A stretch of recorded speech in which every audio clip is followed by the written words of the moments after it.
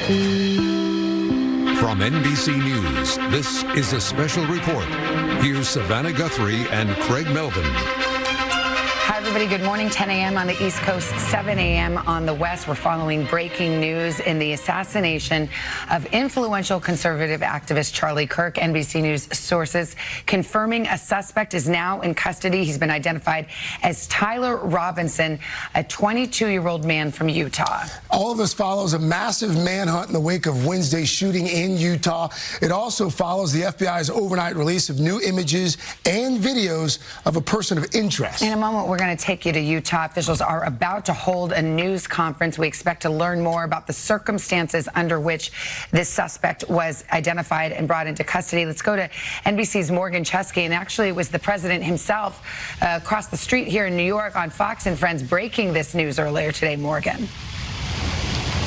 Yeah, Savannah, Craig, stunning development this morning from President Trump during that interview, saying that he had a high degree of certainty that law enforcement officials had a person in custody that they believe was, in fact, the person who fired the fatal shot, killing Charlie Kirk here on the campus of Utah Valley University. Since then, though, we have learned more details. As you mentioned, Savannah, he's been identified as 22-year-old Tyler Robinson of Utah, and that correlates with what we heard from law enforcement yesterday, saying that this person of interest that they shared both images of and video of appeared to be a college-aged male. That pairs with the fact that Robinson is 22 years old. According to the president, Savannah and Craig, we're also hearing that it was someone very close to Robinson who recognized him from either the images or the video and then contacted law enforcement, and that began the process of bringing him into custody. We're hoping to hear more details and gain some clarity onto how exactly that all went down here in this press conference that should begin any minute now. But it has been a fast developing investigation here with the release of the videos late last night by authorities in a press conference where FBI Director Kash Patel was in attendance. They did not take any questions at that time. They simply said, this is the individual just moments after firing the shot that killed Kirk. You can see him running on a campus rooftop. He then lowered himself and jumped off onto the ground.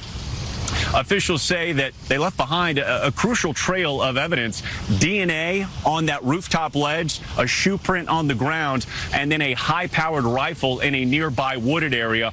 All of that will now likely be used by investigators to hopefully or potentially be tied to Robinson now that he is in custody. One thing we have yet to hear from officials, despite calling this a politically motivated assassination, we have yet to see any particular piece of evidence that could lend itself to showing this person's state of mind or motivation, political ideology, anything of that nature. This is where this investigation is really now going to dig in to anything Robinson may have in his possession at a residence, on his phone, on a computer. And so that is where the investigation stands on that front now that this individual is in custody. I should point out that this campus, this community was not put on lockdown for a long period of time because officials believe that this was a targeted attack and that they did not believe anyone else was at risk. Certainly a lot of relief in this community right now. All right, Morgan Chesky there. Morgan, stand by. This news conference is getting underway. Let's listen in. Director Kash Patel and Sheriff Mike Smith. We also have with us Utah DPS Commissioner Bo Mason, Lieutenant Governor Deidre Henderson, FBI Special Agent in Charge Robert Bowles, and local and federal law enforcement partners. Following the remarks today, Governor Cox, Director Patel, and Commissioner Mason will take questions. Thank you.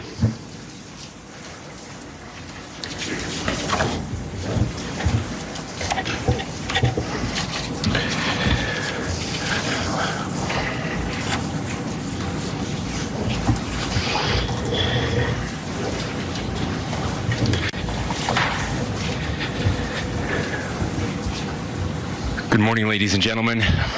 We got him. On the evening of September 11th, a family member of Tyler Robinson reached out to a family friend who contacted the Washington County Sheriff's Office with information that Robinson had confessed to them or implied that he had committed the incident. This information was relayed to the Utah County Sheriff's Office and scene investigators at Utah Valley University. This information was also conveyed to the FBI. Investigators reviewed additional video footage from UVU surveillance and identified Robinson arriving on UVU campus in a gray Dodge Challenger at approximately 8:29 a.m. on September 10th. In which he is observed on video in a plain maroon t-shirt, light-colored shorts, a black hat with a white logo, and light-colored shoes. When encountered in person by investigators in Washington County on September 12th, in the early morning hours, Robinson was observed in consistent clothing with those surveillance images. Investigators interviewed a family member of Robinson who stated that Robinson had become more political in recent years. The family member referenced a recent incident in which Robinson came to dinner prior to September 10th, and in the conversation with another family member, Robinson mentioned Charlie Kirk was coming to UVU. They talked about why they didn't like him and the viewpoints that he had. The family member also stated Kirk was full of hate and spreading hate. The family member also confirmed Robinson had a gray Dodge Challenger. Investigators identified an individual as the roommate of Robinson. Investigators interviewed that roommate, who stated that his roommate, referring to Robinson, made a joke on Discord. Investigators asked if he would show them the messages on Discord. He opened it and showed several messages to investigators and allowed investigators to take photos of the screen as each message was shown by Robinson's roommate. These photos consisted of various messages, including content of messages between the phone contact named Tyler with an emoji icon and Robinson's roommate's device. The content of these messages included messages affiliated with the contact Tyler, stating a need to retrieve a rifle from a drop point, leaving the rifle in a bush, messages related to visually watching the area where a rifle was left, and a message referring to having left the rifle wrapped in a towel. The messages also refer to engraving bullets and a mention of a scope and the rifle being unique. Messages from the contact Tyler also mentioned that he had changed outfits. I know there's been speculation as well as to the writing on those casings, those bullet casings, and I believe we have that as well. And I will share that with you now. So the area north of Campus Drive Road where the suspect crossed over, you saw some of that in the video that we released last night, consists of a grassy area with trees on the edge of the UVU campus. Investigators discovered a bolt-action rifle wrapped in a dark-colored towel. The rifle was determined to be a Mauser Model 98 30-06 caliber bolt-action rifle. The rifle had a scope mounted on top of it. Investigators noted inscriptions that had been engraved on casings found with the rifle. Inscriptions on a fired casing read, "Notices, bulges, capital OWO, what's this, question mark." Inscriptions on the 3 unfired casings read, "Hey fascist, exclamation point, catch, exclamation point." Up arrow symbol, right arrow, and symbol, and 3 down arrow symbols. A second unfired casing read, "Oh Bella Chow, Bella Chow, Bella Chow, Chow Chow," and a third unfired casing read, "If you read this, you are gay, LMAO."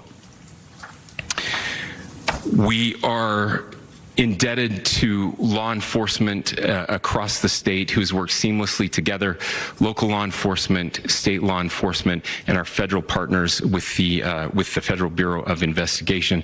We're grateful for everyone who worked together in such a short amount of time to find this person and to bring justice.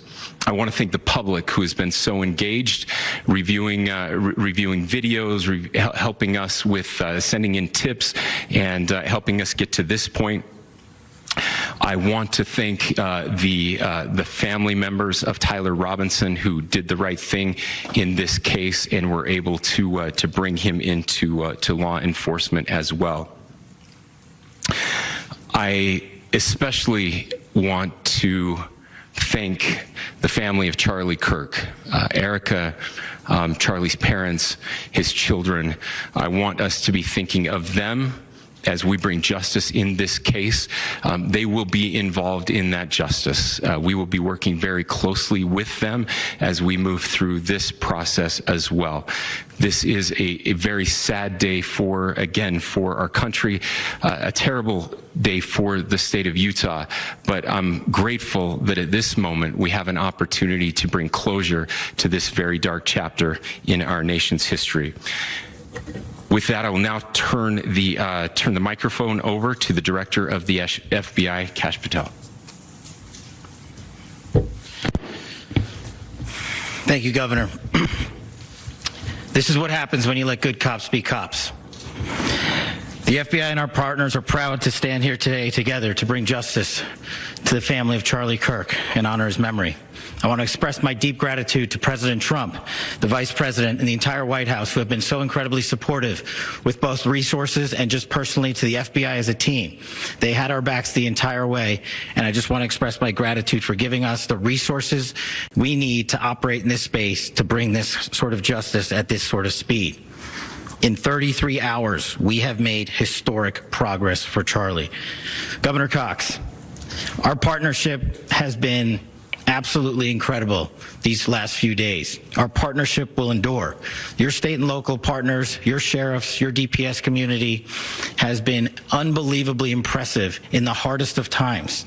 And a case like this cannot be solved, cannot be brought without partnering with your state and local authorities. The FBI has a certain role to play, and we will play that role, and we will lead out for the federal government. But Governor Cox, we are so grateful for your state partnership that led out on this investigation. A little bit of the timeline. Charlie was shot at 12:23 p.m. on Wednesday. The first FBI agents arrived on scene in 16 minutes with chiefs of police at 12:39 and secured the scene. The FBI immediately launched fixed-wing assets. We utilized these assets to transport personnel, specialty technicians, hostage rescue teams. We also utilize these assets to go back and forth from the East Coast and here in Utah to transport forensic evidence and other evidence that will be analyzed and is being analyzed at our FBI laboratories in Quantico and other laboratories, including the ATF. At my direction, the FBI released the first set of FBI photos of the suspect at 10 a.m. local time on 9/11. Then, shortly thereafter, the FBI reward of $100,000 was released at 10:45 a.m. local. Myself and Deputy Director Bongino arrived on the scene at approximately 5:30 p.m. on 9/11. The governor led a press conference last night at approximately 8 p.m. where at my direction, the FBI released a never-before-seen video of the suspect. We also released new images to the public of the suspect. And just last night, the suspect was taken into custody at 10 p.m. local time.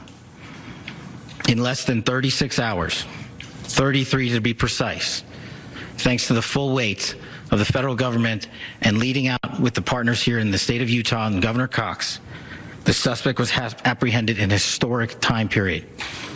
And I want to highlight what Governor Cox said. This would not have been possible without you, the media, and you, the public. That's why we went so public, so fast, and we're so transparent, and we're committed to that transparency. The crime scene, just a little bit there. It is a large crime scene. State and local authorities, along with federal authorities, processed that crime scene quickly, and I even had the ability to walk through that crime scene and walk through the steps the suspect took to learn more about what was needed and what resources we needed to bear to create a full picture for the FBI and leadership back in Washington. Furthermore, thankfully to state and local partners, forensic evidence has been seized and continues to be garnered. Forensic evidence has already been evaluated at FBI laboratories in Quantico and state and local authorities here. We will continue to process evidence as we see it, as we collect it, and we will continue to deliver to Governor Cox and his team. Last night, we had a total of approximately 7,000 leads. As of this morning, thanks to your great work, we have over 11,000 leads that were called in to the FBI. And we are running out every single lead that we can. Every one of those leads will be run out. The The arrest is a testament to the dedication of good law enforcement being great, and partnerships in law enforcement, which I've tried to highlight as my tenure as the director of the FBI. There is no better relationship for law enforcement than the FBI to partner with state and local authorities, and you've seen it here in these last few days. The FBI Salt Lake Field Office, along with our offices in LA, Phoenix, Denver, San Antonio, Las Vegas, Pittsburgh, Buffalo, our headquarters component in Quantico, all participate in the FBI. I want to express my deep gratitude to the employees of the FBI, the men and women, the evidence response team tacticians, the special operators, the agents, the support staff. You have done monumental work in historic time when the public, who had a right to demand such an expeditious solving of an investigation, the FBI answered that call diligently, critically important to our nation, and we delivered. And I'm proud to be their leader, and I'm proud to be the director of the FBI. This is very much an ongoing investigation, as the governor said, and we will continue to work with state and local authorities to develop the investigation, to provide them the evidence they need for their ongoing prosecutions, and we will be here to answer every call they absolutely have, as long as it takes, for as long as we need to find and apprehend whatever suspects were involved in this crime. Lastly, to my friend Charlie Kirk, rest now, brother. We have the watch, and I'll see you in Valhalla.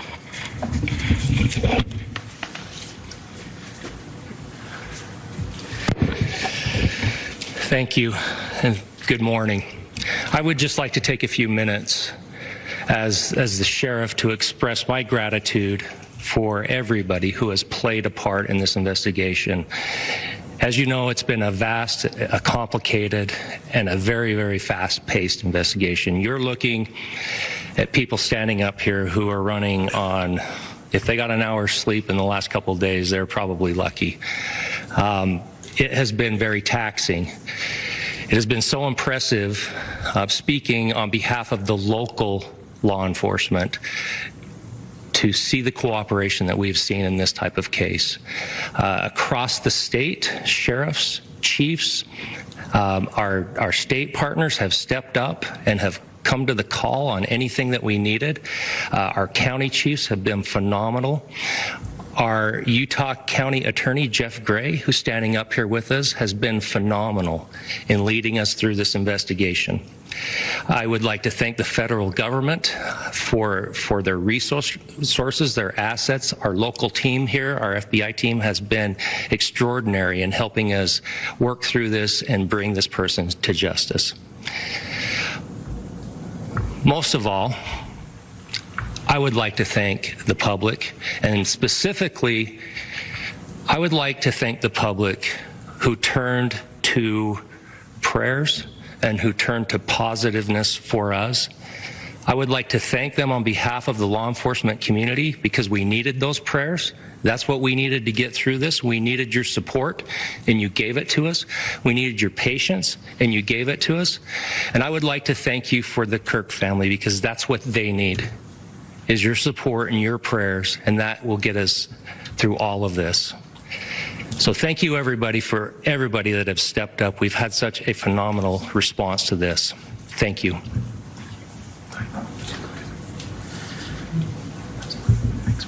I also want to give a special thanks to the Attorney General and the Department of Justice. Their unwavering support and their commitment to justice is shown true here. And without AG Bondi and Deputy Attorney General Todd Blanche and the resources they brought to bear, we would not have been able to complete our mission. And I just want to say special thanks. It's an honor to be a part of the Department of Justice. Thank you again to our incredible law enforcement team who has worked so hard. Sheriff, I got a solid 90 minutes last night, so I'm probably the most well-rested person up here. Ladies and gentlemen, I get the microphone, so I hope you'll permit me a moment just to share a few more thoughts about where we are and how we got here, and maybe a little bit of where we go from here. I don't want to get too preachy, but I think it's important that we, with eyes wide open, understand what's happening in our country today. I've heard people say, well, why are we so invested in this? There's violence happening all across our country, and violence is tragic everywhere. And every life taken is a child of God who deserves our love and respect and dignity. This is certainly about the tragic death, political assassination of Charlie Kirk. But it is also much bigger than an attack on an individual. It is an attack on all of us. It is an attack on the American experiment. It is an attack on our ideals. This cuts to the very foundation of who we are, of who we have been, and who we could be in better times. Political violence is different than any other type of violence for lots of different reasons. One, because in the very act that Charlie championed of expression, that freedom of expression that is enshrined in our founding documents, in having his life taken in that very act, makes it more difficult for people to feel like they can share their ideas, that they can speak freely. We will never be able to solve all the other problems, including the violence problems that people are worried about, if we can't have a clash of ideas safely and securely. Even, especially those ideas with which you disagree. That's why this matters so much. Over the last 48 hours, I have been as angry as I have ever been, as sad as I have ever been. And it was, as anger pushed me to the brink, it was actually Charlie's words that pulled me back. I'd like to share some of those. And specifically right now, if I could, I need to talk to the young people in our state, in my state, and all across the country. As President Trump reminded me, he said, you know who really loved Charlie? The youths. And he's right. Young people loved Charlie, and young people hated Charlie. And Charlie went into those places anyway. And these are the words that have helped me. Charlie said, when people stop talking, that's when you get violence. He said, the weak can never forgive. Forgiveness is the attribute of the strong. The only way out of the labyrinth of suffering is to forgive.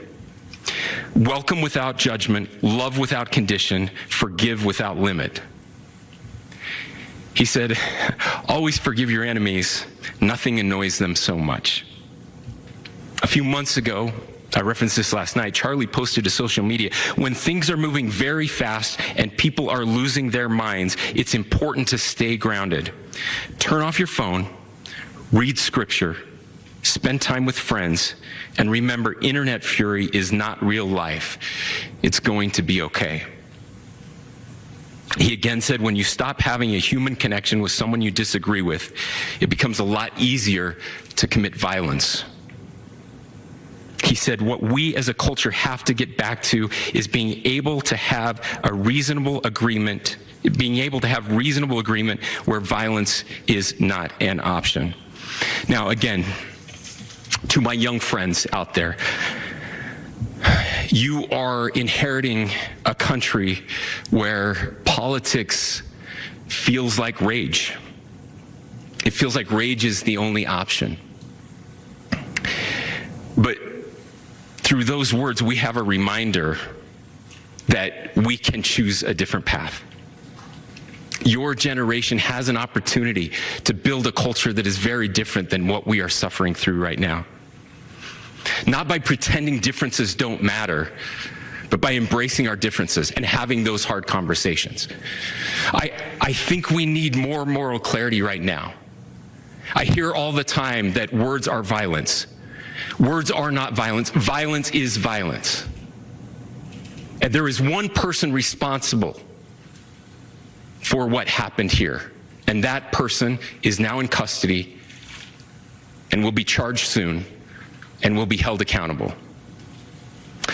And yet, all of us have an opportunity right now to do something different. I want to thank my fellow Utahns. You know, this bad stuff happens. For 33 hours, I was praying that if this had to happen here, that it wouldn't be one of us. That somebody drove from another state, somebody came from another country. Sadly, that prayer was not answered the way I had hoped for, just because I thought it would make it easier on us if we could just say, hey, we don't do that here. And indeed, Utah is a special place. We lead the nation in charitable giving. We lead the nation in service every year. But it did happen here. And it was one of us. But I want you to look at how Utahns reacted the last 2 nights. There was no rioting. There was no looting. There were no cars set on fire. There was no violence. There were vigils and prayers and people coming together to share the humanity. And that, ladies and gentlemen, I believe is the answer to this. We can return violence with violence. We can return hate with hate. And that's the problem with political violence, is it metastasizes.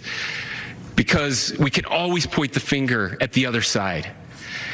And at some point, we have to find an off-ramp, or it's going to get much, much worse.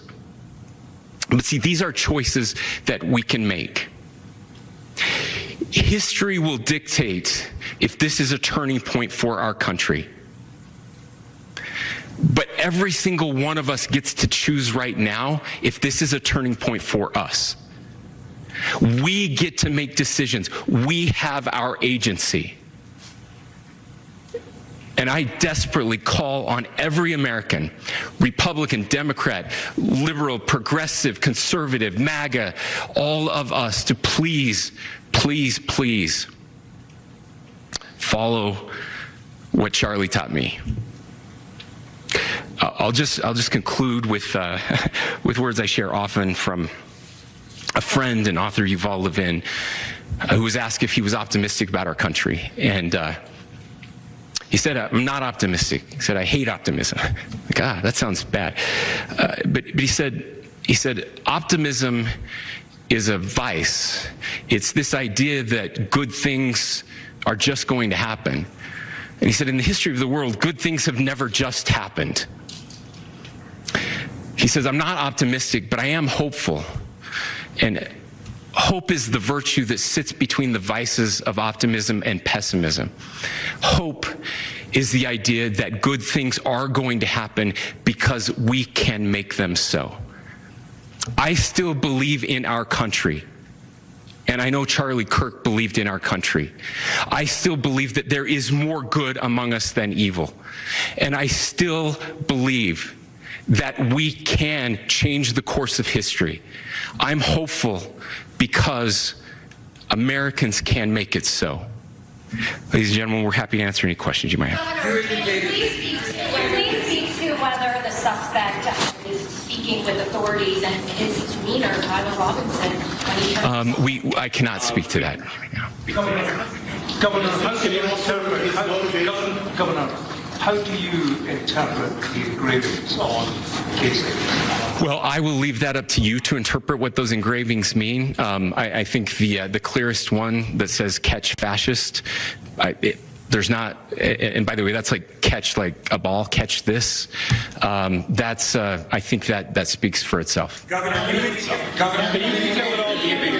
can you talked about this level of hatred that this person expressed in a dinner. Beyond that, is there anything in your view that you discovered that may have radicalized or changed him to prompt him to commit? There's nothing more that we can share at this time. Governor, you indicated that he had been communicating with a friend on Discord about the gun.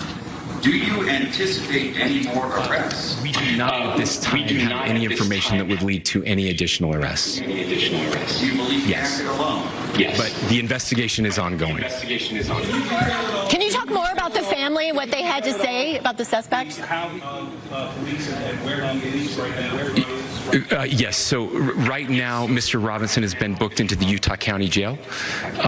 You heard the president this morning report that he was taken into custody. That his family and a friend helped to deliver him into custody of law enforcement in Washington County. For those of you that don't know where Washington County is, it is the southwesternmost part of the state of Utah. It's about a 3.5 to 4 hour drive from here, where we are right now, and that's where he lived and where they turned him in.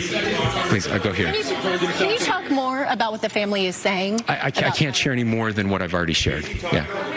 How he got back to Washington County and how the gun was obtained? How we obtained the gun? The gun was found here. So I don't have much more details on that. We do know that he drove. We had his car here on campus, and then we had his car going south back to the St. George. It's actually the city of Washington in Washington County. Is he talking with authorities? Is he talking with authorities? And did he discuss it? I'm sorry. Did the suspect plan to carry out? We don't have any information that would lead us to believe that. Yes, in fact, it was just released. Is he talking with authorities, and did he discuss a motive?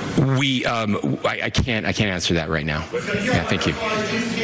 Over here. Very eloquently about trying to reunite this country. Do you feel that this is a watershed in American history? I absolutely believe that this is a watershed in American history, yes. The question is what kind of watershed? And that chapter remains to be written. Is this the end of a dark chapter in our history or the beginning of a darker chapter in our history? Look, I mean, if you look at true political assassinations in this country of someone of this stature, this feels a lot like the late 60s, and having one so gruesomely displayed on camera in all of our hands and in all of our pockets. We are not wired as human beings biologically. Historically, we have not evolved in a way that we are capable of processing those types of violent imagery. And by the way, we've seen another one with a gruesome stabbing very recently that went viral. This is not good for us. It is not good to consume. Social media is a cancer on our society right now. And I would encourage people to log off, turn off, touch grass, hug a family member, go out and do good in your community. That is happening, and it's happening organically right now. Had a friend in a small city in Utah who said, we're getting together. The Republicans and Democrats in my little town are getting together to have a discussion last night, just to find a way to find their better angels. So yes, this could be. I mean, again, you have to go back to JFK to have seen a video live of something like this happening. I wasn't born until 1975, but I know that things were really dark in the late 60s. Sorry to some of you. I know some of you were there, but this is our moment. Do we escalate, or do we find an off-ramp? And again, it's a choice. It's a choice, and every one of us gets to make that choice. Two more questions right here.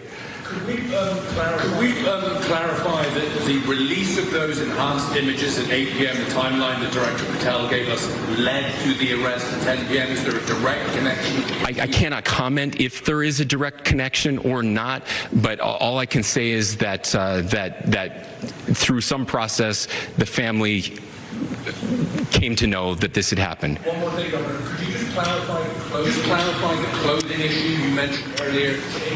Was he correct? Yes, yes. So, so when he's first spotted on campus, he has different clothing on, and then he changes clothing on the roof, and then changed back into that clothing at some point, so that when he was apprehended, when he was arrested, the clothing matched the clothing he had on before the shooting here at UVU. Last question here. Yes. You said that the suspect was from Utah. Can you kind of tell us a little bit more about where, and was he a student here at this university, and is there any history of I don't have any information on the mental illness part. He was not a student here at UVU. He was living and had lived for a long time with his family in Washington County, in the southernmost part of our state. Thank you, everyone, for your great work in getting this information out. I will just say, process-wise, this may be important. I know many of you aren't familiar with the process in Utah. I think it's important that you understand that basically we have 3 days for charging documents to be filed. A CI will be filed. We'll have more information then, more detailed information as those charging documents are filed in preparation for a preliminary hearing. So 3 days. So we would anticipate then that early next week those charging documents will be filed. We will obviously be working. The county attorney will be working very closely with Mr. Kirk's family as those documents and decisions are prepared and made. Thanks, everyone. All right, that was the governor of Utah, among other officials, including the FBI director, announcing that a suspect is in custody, 22-year-old Tyler Robinson of Utah. And we've learned a lot in that news conference. And while that was on, we also received the mugshot from this morning. I want to get Tom Winter in here. He's our national law enforcement and intelligence correspondent. And there was a lot of information, including how it is that authorities became aware of this person. It sounds like someone turned him in, a member of a family, the suspect spoke to a member of family, who reached out to a family friend, who called the sheriff's office. That's exactly right, Savannah, and consistent with some of the reporting we were hearing earlier this morning. And the information, according to the governor, is that this person said that Robinson had confessed to them or implied that he had committed the incident. This information was then relayed to police. Apparently, in the course of this investigation, they were actually able to find his car and surveillance video of that, and they see him wearing one type of clothing. Then he changes into the dark clothing, the images that we've seen over the past 24 hours.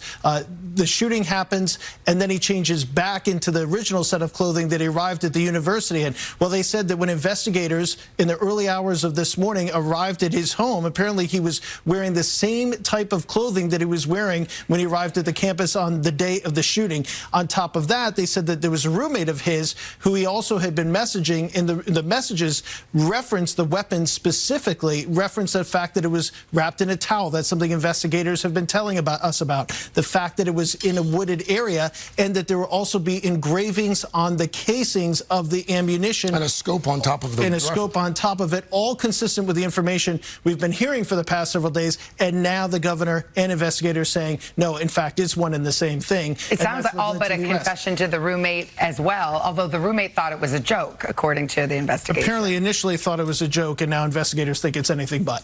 Tom, let's talk a little bit more about these casings, and maybe we just try to characterize some of what the investigators claim that they have found while we try to figure out exactly what was meant by some of these casings and what was inscribed on these casings. Sure. So top line on this is that there's a real anti-fascist sentiment that's consistent with some of the information that we learned in the press conference, that apparently recently this individual, Tyler Robinson, had been talking about the fact that they had an issue with Kirk and had become more political recently. According to the information shared at the press conference, these engravings reference a whole host of things. We're still in the process going through it, but like I said, he says in one spot, "Hey fascist!" exclamation point, catch. In other words, to catch the bullet is what is referenced. The governor clarifying that later. There were a number of unfired casing rounds, one saying, "Oh, Bella Ciao, Bella Ciao." There was another message referencing, apparent reference to law enforcement.